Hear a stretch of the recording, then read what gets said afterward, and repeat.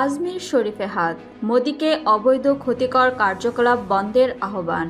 ভারতের রাজস্থানে আজমির শরীফ দরগার ওপর জরিপের নির্দেশ দিয়েছে স্থানীয় আদালত। এর কয়েকদিন পর রোববার সাবেক আমলাদের একটি দল প্রধানমন্ত্রী নরেন্দ্র মোদীকে চিঠি লিখে ভারতের ঐতিহ্যবাহী ও বহুত্ববাদী পরিচয়ের ওপর সমস্ত অবৈধ ও ক্ষতিকর কার্যকলাপ বন্ধে হস্তক্ষেপ করার আহ্বান জানিয়েছেন।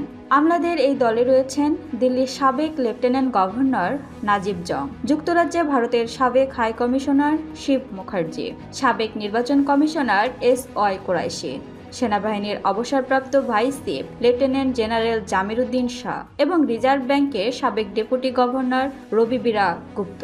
চিঠির মূল বিষয়। চিঠিতে তারা উল্লেখ করেছেন যে মোদী নিজেই যেখানে খাজা মঈনুদ্দিন চিশতির বার্ষিক উরুসের সময় দরগাহে চাদর পাঠিয়ে সন্ত্রাস বিরোধী ও শান্তির বার্তা দিয়েছেন, সেই দরগা আজ ধারণাগত আক্রমণের মুখে পড়েছে, যা ভারতের বহুত্ববাদী সংস্কৃতির জন্য হুমকি। চিঠিতে তারা আরও উল্লেখ করেন, এই দরগাহের ওপর আক্রমণ শুধু একটি ঐতিহ্যবাহী স্থানের ক্ষতি নয়, বরং ভারতের সমন্বয়বাদী ধারণার ওপরও আঘাত।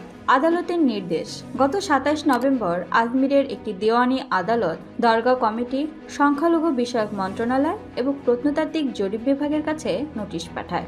এতে অভিযোগ করা হয় দরগাহটি একসময় শিব মন্দির ছিল। এ বিষয়ে আমলারা দাবি করেছেন আদালতগুলো দ্রুত মানুষের এমন দাবি মেনে নিচ্ছে, যা প্লেসেস অব ওরশিপ অ্যাক্টের স্পষ্ট বিধান লঙ্ঘন করছে। সাম্প্রতিক পরিস্থিতি। চিঠিতে আমলারা উল্লেখ করেছেন ভারতে গত দশকে সাম্প্রদায়িক উত্তেজনা বৃদ্ধি পেয়েছে এবং সংখ্যালঘু সম্প্রদায়ের মধ্যে চরম নিরাপত্তাহীনতা তৈরি হয়েছে। মুসলিম ব্যবসা বয়কট, বাড়ি ভাড়া না দেয়া এবং প্রশাসনের মাধ্যমে মুসলিম বাড়ি ও ব্যবসা ধ্বংসের মতো ঘটনাগুলো এই সংকটকে আরো গভীর করেছে। মোদীর প্রতি আহ্বান।